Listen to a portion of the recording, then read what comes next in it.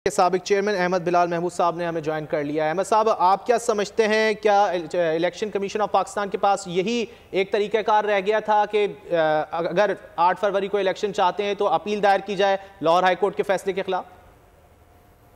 जी बिल्कुल, क्योंकि अदालती फैसला है तो उसको रिवर्स करवाने के लिए तो उससे बड़ी अदालत से ही रजू किया जा सकता है और तो कोई रास्ता नहीं है।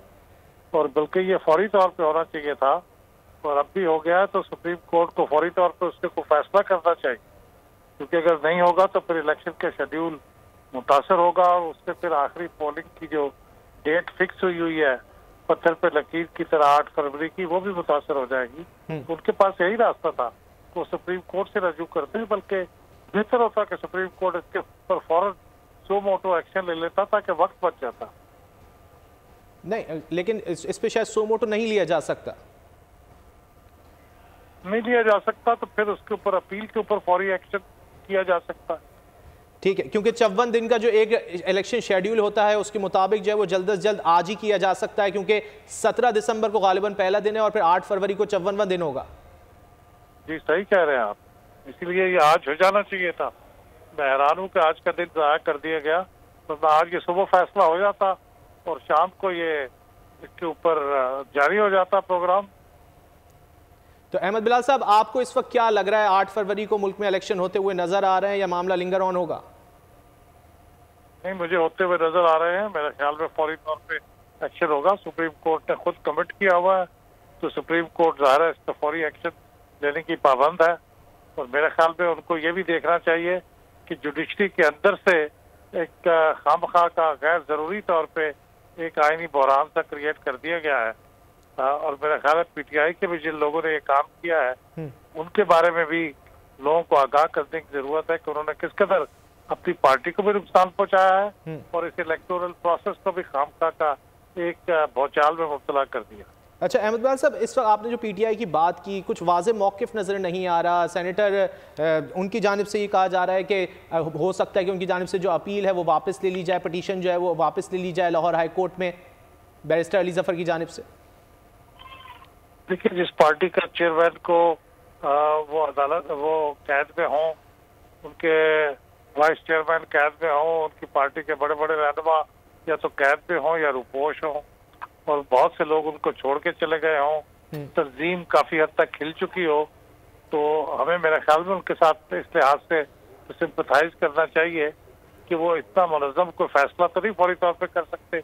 अब हो ये रहा है कि उसमें से मुख्तलिफ लोग जो भी मुनासिब समझते हैं वो करने के लिए आगे बढ़ के कर लेते हैं, क्योंकि वो नए लोग हैं, कोऑर्डिनेशन को है नहीं, तंजीम को है नहीं, तो उसकी वजह से ये एक किस्म का खलफिशार सा पैदा हो रहा है जो बहुत अफसोसनाक है कि इतनी बड़ी सियासी पार्टी इस खलफिशार का शिकार हो जाए। तो अहमद साहब, आप क्या समझते हैं, अगर बैरिस्टर अली ज़फ़र की जानिब से ले लिया जाता है तो साख को कुछ किसी हद तक बहाल कर सकेंगे वो? जी मेरा ख्याल बैरिस्टर अली ज़फ़र साहब बहुत लेवल हेडेड इंसान है, बहुत तजुर्बाकार है। मेरा ख्याल उनसे मशवरा करना चाहिए था उनको, और उनके बल्कि चेयरमैन साहब को या बानी को इस बात का इंस्ट्रक्शन देनी चाहिए कि अली ज़फ़र साहब जैसे एक्सपीरियंस आदमी के मशवरे के बगैर कोई इस किस्म की हरकत न करे जिससे इस किस्म का सेटबैक आए।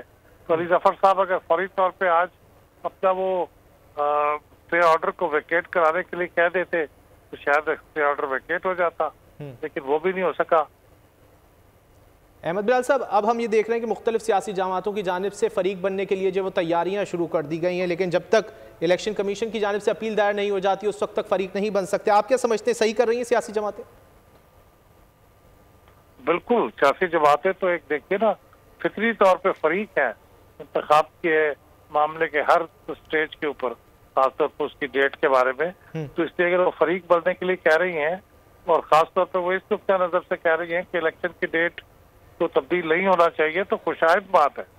और जाहिर है वो अदालत के पास जा रही है, वो कोई रास्ते इक़दाम तो नहीं कर रही है, तो बहुत अच्छी बात है। मैं समझता हूँ ये एनकरेजिंग चीज़ है।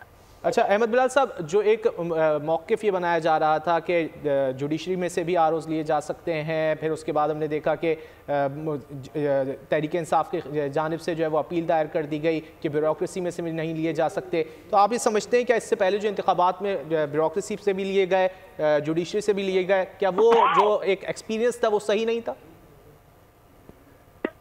नहीं, वो सही था, लेकिन उसमें कई नकाइस थे। एक तो बात यह है कि जुडिशरी ये कहती है कि हम इतने बंदे स्पेयर नहीं कर सकते, तो तकरीबन 859 के करीब तो रिटर्निंग ऑफिसर चाहिए और 142 डिस्ट्रिक्ट रिटर्निंग ऑफिसर चाहिए। तो 1000 के करीब लोग जुडिशरी स्पेयर नहीं कर सकती, उन्होंने बार बार ये बात कही है। बिल्कुल, जुडिशरी की जानिब से तो कहा गया कि पहले ही हमारे ऊपर बोझ है केसेस का, तो हम आगे इस हवाले से काम नहीं कर सकते। बिल्कुल, और फिर आप देखें कि आपके जो इलेक्शन एक्ट 2017 सारी पार्टियों ने मुत्तफिका तौर पर पास किया, उसके सेक्शन 50 और 51 में वाज़ेह तौर पर लिखा हुआ है कि रिटर्निंग ऑफिसर और district returning officer 3 possible sources से आ सकते हैं। या तो इलेक्शन कमीशन के अपने लोग हों, वो 2-4 कोई बाई इलेक्शन हो तो उसमें शायद इलेक्शन कमीशन अपने लोग लगा दे, या फिर मातहत जुडिशरी से आए। मातहत जुडिशरी से अगर लोग स्पेयर नहीं हो रहे तो फिर तीसरी चीज उन्होंने ये लिखी हुई है कि फेडरल और प्रोविंशियल गवर्नमेंट के ऑफिशियल्स हो सकते हैं। तो ये तीनों बातें कानूनी तौर पे दुरुस्त है। इसको मुझे नहीं मालूम कि वो जज साहब ने किस तरह से इसको सस्पेंड कर दिया। ये सारा कानून के मुताबिक हो रहा था काम। ठीक है, अगर प्रेफरेंस है लोगों की जुडिशरी की, तो जुडिशरी अनफॉर्चुनेटली अवेलेबल नहीं है, तो अब क्या किया जाए? क्या इलेक्शन को रोक दिया जाए जब तक जुडिशरी फारिग ना हो जाए? अच्छा अहमद बिलाल साहब, आप क्या समझते हैं आइंदा इस तरह के बहरान से बचने के लिए क्या कौन सी ऐसी इस्लाहात हैं जो कि मुंतखब होने वाली, जो कि मुस्तकबिल में होनी है मुंतखब हुकूमत, उसने करनी चाहिए इस हवाले से? मेरे ख्याल में इस्लाहात की जरूरत नहीं है। इस वक्त भी कानून बिल्कुल सही था। सिर्फ ये है कि ये सियासी जमात ने गलत मौके पे जाके अदालत को अप्रोच किया, और दूसरी बात है कि अदालत के बगैर सोचे समझे उसके ऊपर स्टे ऑर्डर दे दिया। तो कानून में लिखा हुआ है कि आपके गवर्नमेंट के ऑफिशियल्स हो सकते हैं, तो किस बुनियाद पे आपने स्टे ऑर्डर जारी कर दिया? तो ये कानून में या कोई रिफॉर्म का मसला नहीं है, ये हमारे जो स्टेक होल्डर्स हैं उन पे अमल दरामद और एनफोर्समेंट का मसला है। मेरे ख्याल में हमारे जजों को इलेक्शन के कवानीन से आगाही देने के लिए कोई मेरे ख्याल में इंतजाम करना चाहिए सुप्रीम कोर्ट को।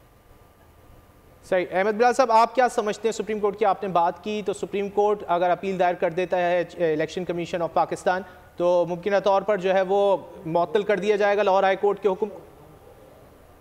बिल्कुल, मेरे ख्याल में किया जाना चाहिए और फौरी तौर पे किया जाना चाहिए।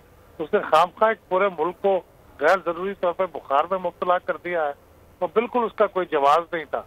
हर चीज स्मूथली चल रही थी और उसको चलने देना चाहिए था। तो अदालत ने ये मेरे ख्याल में हुक्म जारी करके बहुत डिससर्विस की है मुल्क की डेमोक्रेसी।